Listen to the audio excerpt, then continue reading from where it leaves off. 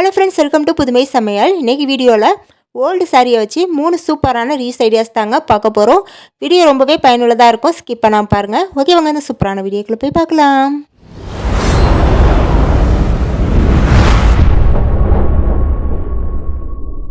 First பார்த்தீங்கன்னா நமக்கு தேவைப்படுறது நம்மக்கிட்ட வேஸ்ட்டாக இருக்கிற ஏதாவது ஒரு புடவைங்க.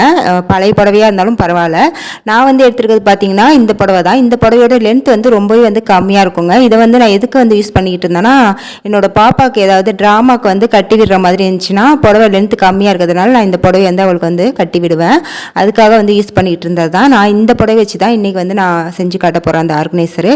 உங்கள்கிட்ட எந்த புடவை இருந்தாலும் நீங்கள் அதை யூஸ் பண்ணிக்கலாம். பழைய புடவை இல்லை யூஸ் பண்ணாமல் வச்சுருக்க புடவை அந்த மாதிரி எந்த புடவை இருந்தாலும் நீங்கள் இந்த ஆர்கனைசருக்கு யூஸ் பண்ணிக்கலாம் ஃப்ரெண்ட்ஸ். அது மட்டும் இல்லாமல் நமக்கு இன்னொன்று தேவைப்படுறது பார்த்தீங்கன்னா, நம்மக்கிட்ட வேஸ்ட்டாக இருக்கிற ப்ளவுஸ் பிட்டுங்க. அதாவது கொஞ்சம் திக்கான துணி நம்மளுக்கு வேணும். அதுக்காக நான் ப்ளவுஸ் பிட் எடுத்திருக்கேன். இந்த மாதிரி நீங்கள் விலை கம்மியாக உள்ள ப்ளவுஸ் பிட்லாம் வச்சுருப்பீங்களா, அந்த மாதிரி துணி எடுத்துக்கோங்க. ஃபஸ்ட்டு பார்த்தீங்கன்னா நம்ம இந்த புடவை விரித்து போட்டுக்கலாம். புடவை இது போல் ஒரு பக்கமாக மடித்து விட்டுக்காங்க. இப்போ இதுக்கு மேலே நம்ம அரிசி சாக்கு பை இருக்குது பாருங்கள், அந்த பையை ரெண்டாக மடக்கி இந்த மாதிரி போட்டுக்கணும். இதோட லென்த்து பார்த்தீங்கன்னா நீளத்தில் ஒரு 14 இன்ச்சும் அகலத்தில் ஒரு 19 இன்ச்சு அளந்து எடுத்துக்கோங்க. அந்த சைஸுக்கு இருக்கிற மாதிரி சாக்கு பை பார்த்துக்கோங்க. அதே அளவுக்கு தான் நம்ம எல்லாத்தையும் கட் பண்ண போகிறோம். அதனால் அரிசி சாக்கு பை எந்த அளவுக்கு இருக்கோ அதே அளவுக்கு தான் நம்ம துணியை கட் பண்ண போகிறோம். அதனால் கரெக்டாக அளந்து அளவெடுத்து கட் பண்ணி வச்சுக்கோங்க. இப்போ அடுத்ததாக பார்த்தீங்கன்னா இந்த துணியை அப்படியே புடவை மேலே போட்டுக்கலாம். அதாவது அரிசி சாக்கு பை ரெண்டாக இருக்குது பாருங்கள். அதே போல் நம்மளுக்கு 2 புடவையோட துணி வேணும். அதனால ரெண்டாக மடக்கி போட்டுட்டு இப்போ இதுக்கு மேலே நம்ம அந்த அரிசி சாக்கு பை வச்சுக்கலாம். இப்போது அடுத்து பார்த்தீங்கன்னா நம்ம அந்த அரிசி சாக்கு பை அளவுக்கே அந்த புடவையை கட் பண்ணி எடுத்துக்கணும். எக்ஸ்ட்ரா உள்ள பீஸ்லாம் கட் பண்ணி எடுத்துருங்க. இதே போல் 2 பக்கமும் அதாவது நீளத்துலேயும் அகலத்தையும் கட் பண்ணி எடுத்துக்கோங்க. இப்போ கட் பண்ணி முடிச்சாச்சு. இப்போ கட் பண்ண பிறகு இப்படி தாங்க இருக்கும். அதே அளவுக்கே நம்ம புடவை கட் பண்ணி முடிச்சாச்சு. ஃபஸ்ட்டு இந்த புடவையை விரித்து விட்டுட்டு அதுக்கு மேலே அரிசி பையை போட்டு விட்டுக்கலாம். அரிசி பையை போட்டதுக்கப்புறம் நம்ம ப்ளவுஸ் பீட் வச்சுருந்தோம் பாருங்கள், அந்த ப்ளவுஸ் பீட்டையும் இதுக்கு மேலே போட்டு விட்டுக்கலாம். போட்டுட்டு நம்ம அரிசி பை அளவுக்கே இந்த ப்ளவுஸ் பீட்டையும் கட் பண்ணிக்கணுங்க. நம்ம சேலை எப்படி கட் பண்ணோமோ அதே போல் இந்த ப்ளவுஸ் பீட்டையும் அதே அளவுக்கே கட் பண்ணி எடுத்துக்கலாம். இப்போ பார்த்தீங்கன்னா நான் அதே மாதிரி கட் பண்ணி எடுத்துட்டேங்க. இப்போ அடுத்ததாக நம்ம தையல் போடணும். அதுக்கு இந்த சைடில் இருக்குது பாருங்கள், இந்த சைட்லேயும் கீழேயும் அதுக்கப்புறம் இந்த சைடு 3 பக்கத்துலேயும் மட்டும் நீட்டத்துக்கு தையல் போட்டுக்கோங்க. அது மேல் சைடு உள்ள பக்கம் மட்டும் தையல் போடக்கூடாது. இந்த 3 சைடு உள்ளதில் மட்டும் தையல் போட்டு எடுத்துக்கோங்க. இப்போ நான் ஃபுல்லாக தையல் போட்டுட்டு காட்டுறேன். இப்போ பார்த்தீங்கன்னா நான் 3 பக்கத்துலேயே தையல் போட்டு முடிச்சிட்டாங்க. இப்போ அதை அப்படியே திருப்பி போட்டு அந்த அரிசி பைக்கு வெளியே எக்ஸ்ட்ரா இருக்குது பாருங்கள் துணி, இதெல்லாம் நம்ம கட் பண்ணி எடுத்துக்கலாம்.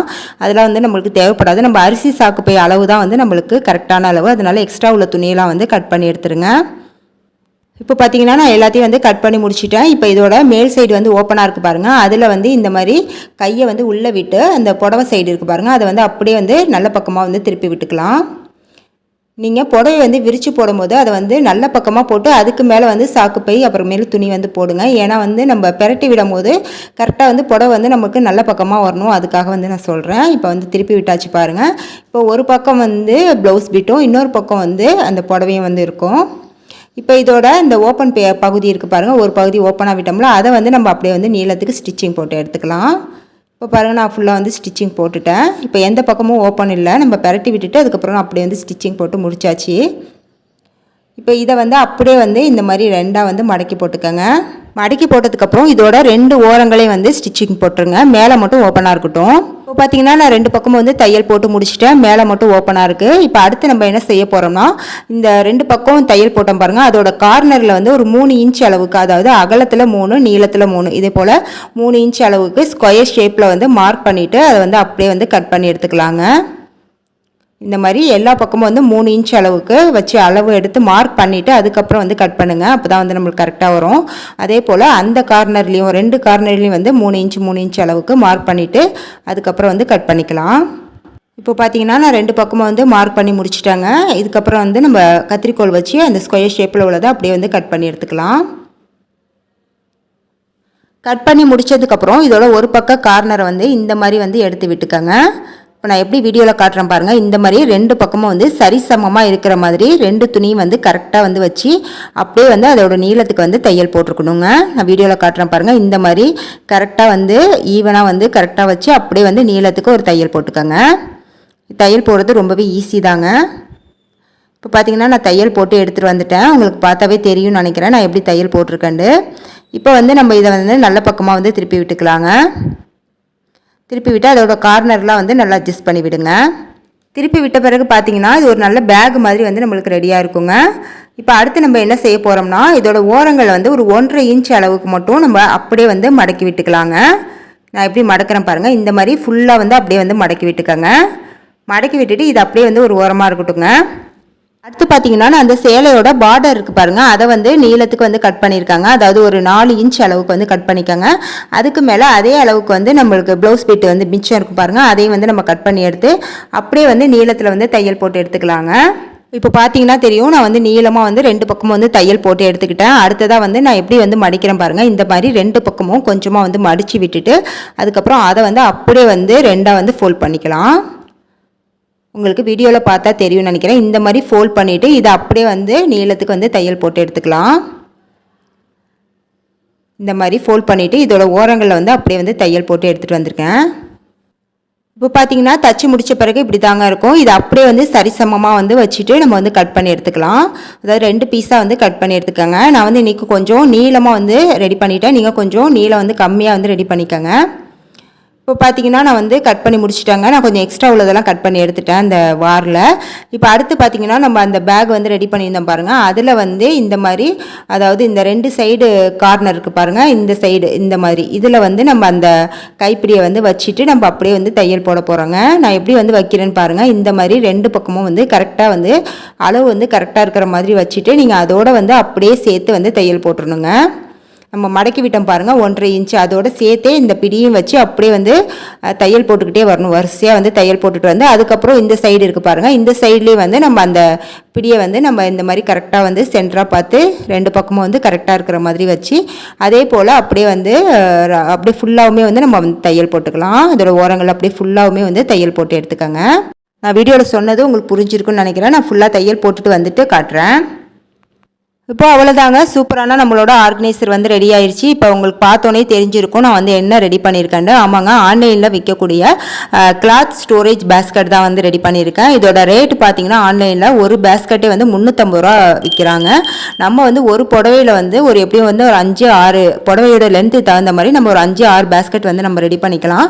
நம்மளுக்கு வந்து காசு வந்து ரொம்பவே வந்து மிச்சப்படுங்க. இதெல்லாம் நம்ம வந்து ஆன்லைனில் காசு கொடுத்து அதிகமாக வாங்க வேண்டாம். நம்ம வீட்டில் இருக்கிற வேஸ்ட்டாக இருக்கிற புடவை இருந்தாலே போதும்.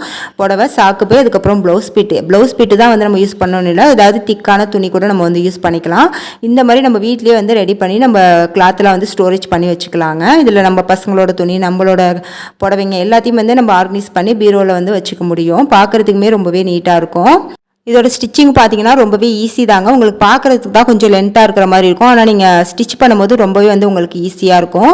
இந்த பேஸ்கெட் வந்து இன்னுமே உங்களுக்கு ஸ்ட்ராங்காக இருக்கணும்னு நினச்சிங்கன்னா நீங்கள் கீழே அடியில் வந்து ஏதாவது ஒரு கார்ட்போர்டு வந்து வச்சு விட்டுட்டு அதுக்கப்புறம் நீங்கள் வந்து துணிகளை வந்து அடுக்கி வச்சுக்கலாம். இன்னுமே வந்து நல்லா ஸ்ட்ராங்காக இருக்கும். இதுவுமே நம்மளுக்கு நல்லாவே ஸ்ட்ராங்காக தாங்க இருக்கும். ஏன்னா நம்ம சாக்கு பை உள்ள வந்து வச்சு தச்சிருக்கோம், அதனால நல்லாவே வந்து ஸ்ட்ராங்காக இருக்கும்.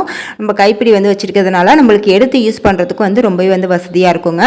நான் வந்து இன்றைக்கி ஒரு 6 சட்டை தான் வந்து வச்சு காட்டியிருக்கேன். இது உள்ள வந்து நிறைய இன்னும் இடம் வந்து இருக்குங்க, நிறைய ஸ்பேஸ் இருக்குது, நிறைய துணிகள் வந்து நம்ம வந்து ஆர்கனைஸ் பண்ணிக்கலாம். இந்த ஆர்கனைசர் எப்படி இருந்துச்சு அப்படின்னு மறக்காமல் கமெண்ட்டில் சொல்லுங்கள். அடுத்து நெக்ஸ்ட் ஐடியா பார்க்கலாங்க. இந்த ஐடியாவுக்கு பார்த்தீங்கன்னா நான் இந்த மாதிரி சாரீ எடுத்திருக்கேங்க. இதை வந்து நான் ஸ்க்ரீனாக வந்து யூஸ் பண்ணிக்கிட்டு இருக்கேங்க. வாசலில் வந்து ஸ்க்ரீனாக யூஸ் பண்ணிக்கிட்டு இருக்கேன். ரொம்பவே நீட்டாக அழகாக இருக்குங்க.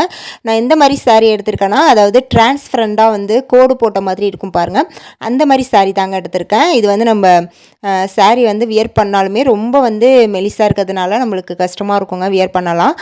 அந்த மாதிரி இந்த மாதிரி சாரீலாம் இதெல்லாம் பழைய மாடலுங்க. இந்த மாதிரி சாரீ உங்ககிட்ட இருந்தால் கண்டிப்பாக வந்து இந்த மாதிரி ஸ்க்ரீனாக வந்து யூஸ் பண்ணிக்கோங்க. பார்க்குறதுக்கே ரொம்பவே அழகாக இருக்குங்க. எனக்கு வந்து வாசலில் பெயிண்ட் வந்து ப்ளூ கலரில் இருக்குங்க. அதே பெயிண்ட்டுக்கு சூட் ஆகிற மாதிரி இந்த சாரீ வந்து எனக்கு அமைஞ்சிருச்சு. அதனால ஸ்க்ரீன் வந்து பார்க்குறதுக்கு ரொம்ப ரொம்ப அழகாக இருந்துச்சுங்க. உங்ககிட்ட இந்த மாதிரி டிரான்ஸ்பரண்டாக இருக்கிற மாதிரி சாரீ இருந்துச்சுன்னா கண்டிப்பாக இந்த மாதிரி ஸ்க்ரீனாக யூஸ் பண்ணிக்கோங்க.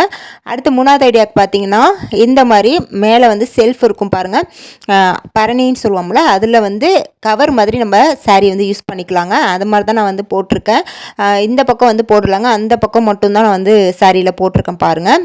2 பக்கமும் வந்து மடக்கி தச்சுட்டு அது உள்ளே வந்து ஸ்ப்ரிங் இருக்குது பாருங்கள், அது ஹார்ட்வேர்ஸ் கடைகளில் கிடைக்கும். அதை நம்ம கேட்டு வாங்கி 2 பக்கமும் ஆணி அடித்து அதை மாட்டி விட்டுருணுங்க. அவ்வளோதாங்க. இப்படி நம்ம செய்யும்போது பார்த்திங்கன்னா மேலே பரணியில் வச்சுருக்க பொருட்கள் வந்து நமக்கு வெளியே தெரியாமல் இருக்குங்க.